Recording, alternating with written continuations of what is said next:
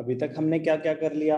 Meaning of foreign exchange, meaning of foreign exchange rate, meaning of depreciation, meaning of appreciation, और factors affecting demand for foreign exchange. तो जो अभी तक के दो मोस्ट इंपॉर्टेंट टर्म्स हैं वो डेप्रिसिएशन एंड अप्रिसिएशन। एक बार जल्दी से रिवाइज कराऊंगा। Depreciation of home currency means fall in the value of home currency in terms of foreign currency।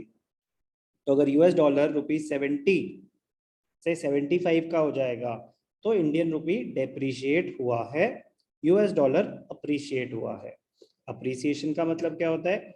Rise in the value of home currency in terms of foreign currency. तो अगर ₹75 पर dollar से ₹70 पर dollar हो जाए तो Indian rupee appreciate हुआ है। Depreciation makes the exports cheaper, imports costlier. Appreciation makes the imports cheaper, exports costlier। ये सारी बातें आपको अच्छे से समझ आ गई? इसमें किसी में कोई भी डाउट?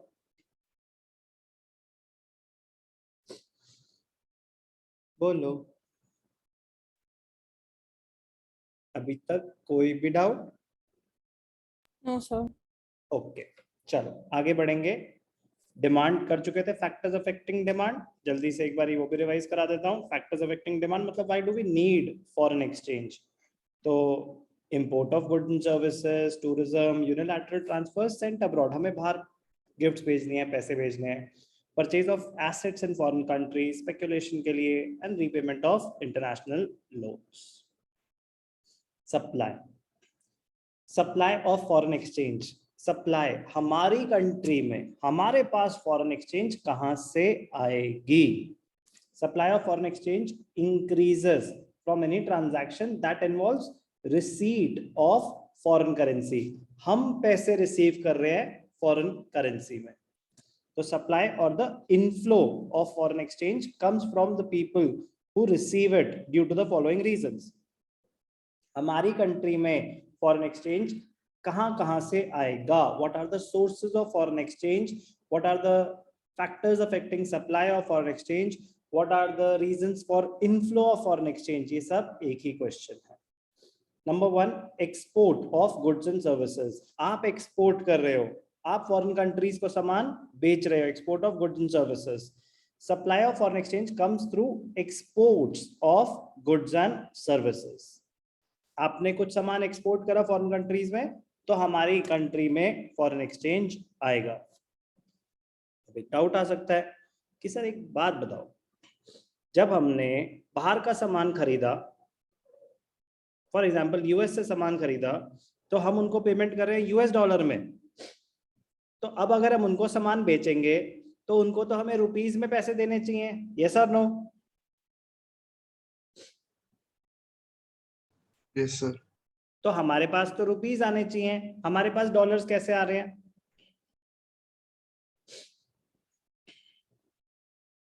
डाउट आ सकता है ना? Yes sir.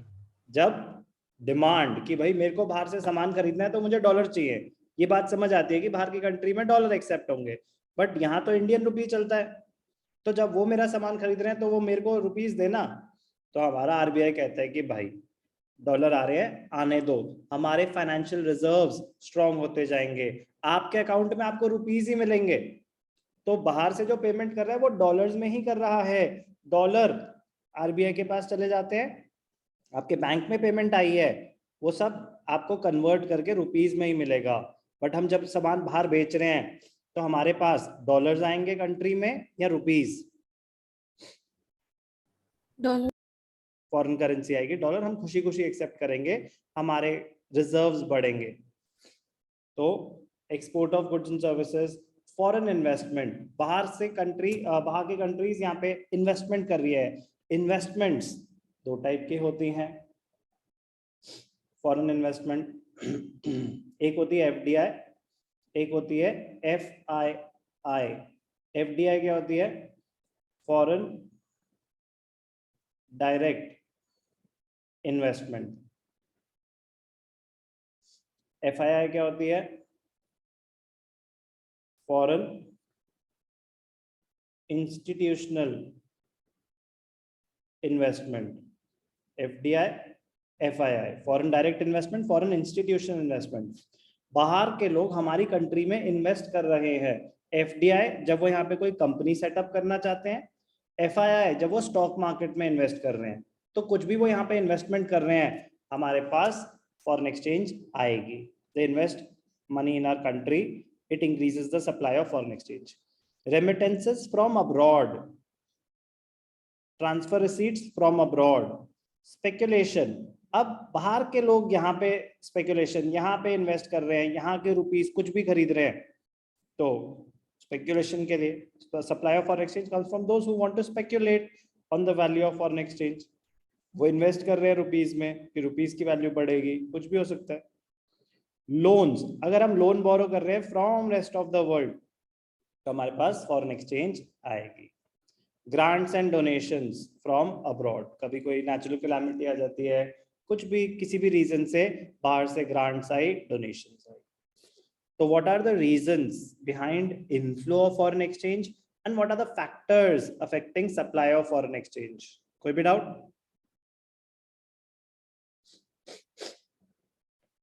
Please. No, sir. What are the reasons for rise in supply? अब ध्यान से देखना, डिमांड के केस में हमने पढ़ा था there is an inverse relationship between the foreign exchange rate and the quantity demanded. Supply में there is a direct relationship, there is a direct relationship. ध्यान से देखना, ब्लैंक स्क्रीन विजिबल है?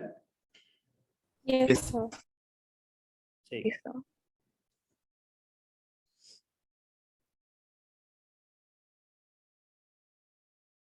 y axis, x axis, origin।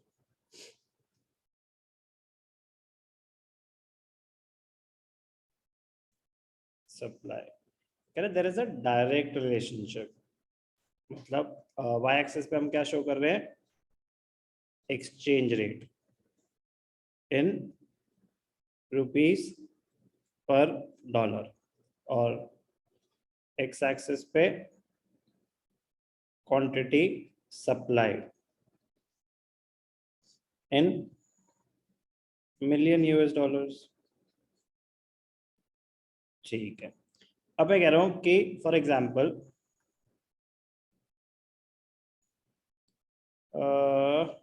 जब आपका rate है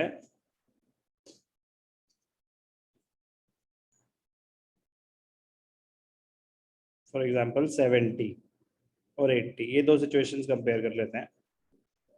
तो जब आपका 70 है तो आपकी क्वांटिटी सप्लाइड कुछ है, जब बढ़ गया तो सप्लाई बढ़ जाएगी। हमें समझना है कि ऐसा क्यों।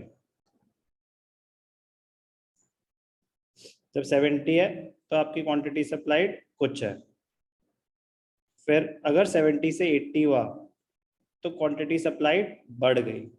ऐसा क्यों?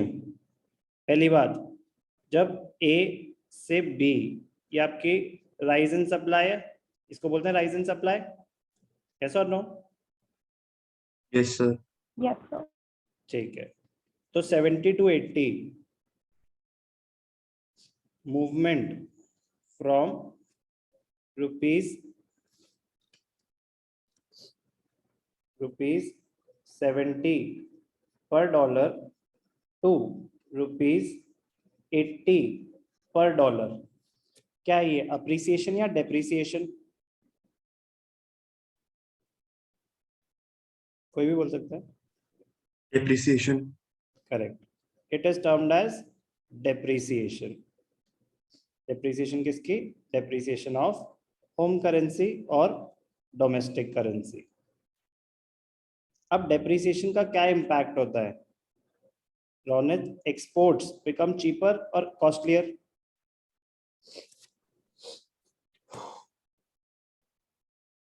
बोलो, depreciation, exports become cheaper Cheaper. और Imports become costlier. Imports become costlier. तो अगर एक्सपोर्ट्स चीपर हो गए तो एक्सपोर्ट्स बढ़ेंगे या कम होंगे? बढ़ेंगे. तो एक्सपोर्ट्स बढ़ेंगे तो सप्लाई ऑफ फॉरेन एक्सचेंज बढ़ेगा या कम होगा? बढ़ जाएगा. समझ आया? Supply curve of foreign exchange. Yes, sir. तो supply curve of foreign exchange, supply curve of foreign exchange slopes upwards due to positive relationship between supply of foreign exchange and foreign exchange rate. Higher the exchange rate, more would be the supply. The positively sloped supply curve shows that supply of foreign exchange rises from OQ1 to OQ2 when the rate rises. What are the reasons for rise in supply? अभी आपको समझाए. When the price of foreign currency rises, domestic goods become relatively cheaper. Exports become cheaper. तभी उनके लिए हमारा सामान सस्ता हो गया ना? Yes or no? Yes or no? Yes, sir. उनके लिए, फॉरेन कंट्रीज के लिए डोमेस्टिक गुड्स, हमारे गुड्स सस्ते हो गए, therefore exports become cheaper. It induces foreign country to increase उनके इंपोर्ट्स. हमारे लिए तो एक्सपोर्ट्स हो गए. आप यूएस हो, मैं इंडिया हूं, तो आपके लिए मेरा सामान सस्ता हो गया, तो आपके लिए इंपोर्ट सस्ते हो गए. आप मेरे से इंपोर्ट कर रहे हो, मैं आपको एक्सपोर्ट कर रहा हूं. यस और नो?